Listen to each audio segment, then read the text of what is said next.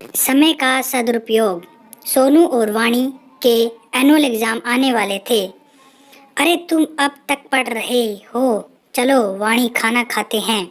बस थोड़ा सा प्रोजेक्ट और बचा है, नहीं किया तो टीचर डांटेंगी। और अगले हफ्ते से एग्जाम भी तो शुरू हो रहे हैं। वाणी बहुत ही मेहनत और समय का सदुपयोग करने वाली बच्ची थी, जबकि उसका भाई सोनी बहुत ही लापरवाह और शैतान था। हर काम को कल पर टालता था। तुम्हारा प्रोजेक्ट हो गया सोनू? अभी से प्रोजेक्ट? वह तो सिविस्थ पीरियड में देना है। अभी भी 2 पीरियड बचे हैं, मैं झट से कर लूँगा। अब जल्दी जाओ, भूख लगी है और खेलना भी है।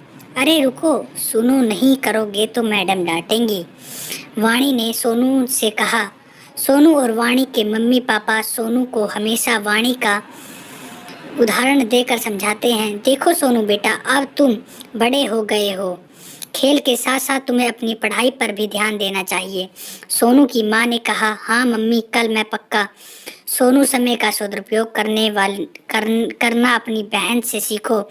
वह समय से खेलती है, समय से पढ़ती है, आज का काम कल पर कभी नहीं टालती। सोनू के पापा ने कहा, आप देखना, कल से ये भी पक्का ऐसा ही करूँगा। अभी जाऊँ खेलने प्लीज। सोनू की लापरवाही दिन पर दिन बढ़ती ही जा रही थी और आखिरकार एग्जाम के दिन भी नजदीक ही गए। सोनू और वाणी की परीक्षा में अब केवल 2 ही दिन बाकी थे। बच्चों, अगले सोमवार से तो तुम दोनों की परीक्षाएं शुरू हो रही है ना?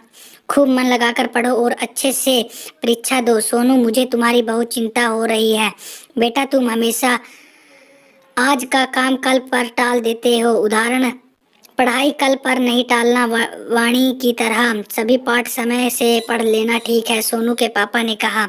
अरे पापा, परीक्षा में अभी 2 दिन बाकी हैं, मैं झट से पढ़ लूँगा सब कुछ।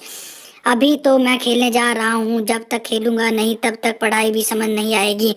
अरे वाणी, देखो ना, कितना सुहाना मौसम हो रहा है, आओ ना थोड़ी देर खेल लेते हैं।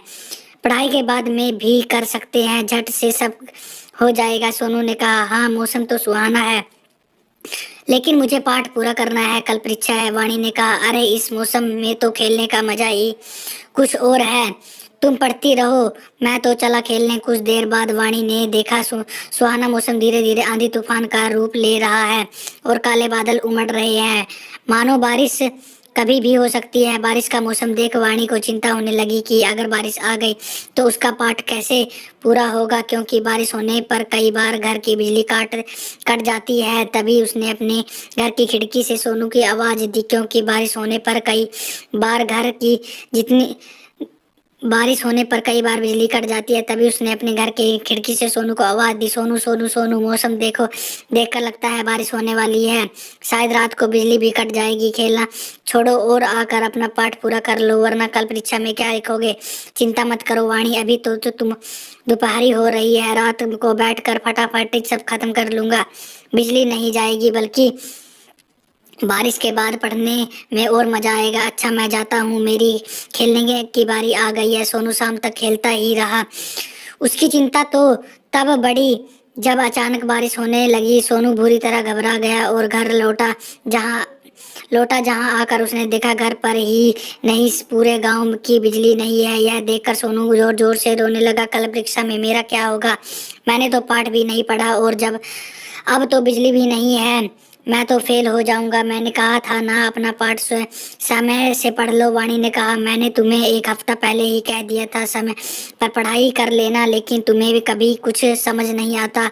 अब भोगो। सोनू के पापा ने कहा, सॉरी पापा, अब मैं क्या करूं? काश मैंने सही समय पर पाठ पाठ पढ़ लिए होते। अब सोनू को समझ आ गया था कि लापरवाही के कारण पढ़ने का समय बचा ही नहीं और वह फिर रोने लगा। रोने से कुछ नहीं होगा। अब समय आया कि जब सब तुम्हें क्यों समझाते हैं, अब रोने का कुछ नहीं होगा। मैंने अपनी पढ़ाई समय पर ही पूरी कर ली थी। मैं तुम्हें सारा पाठ समझा दूंगी और याद भी करवा दूंगी। चलो, वाणी ने कहा। अगले दिन दोनों बच्चे खुशी खुशी परीक्षा देने लग गए। कहानी से मिली सीख, जो समय का करे सम्मान वह भविष्य में कहलाता है महान।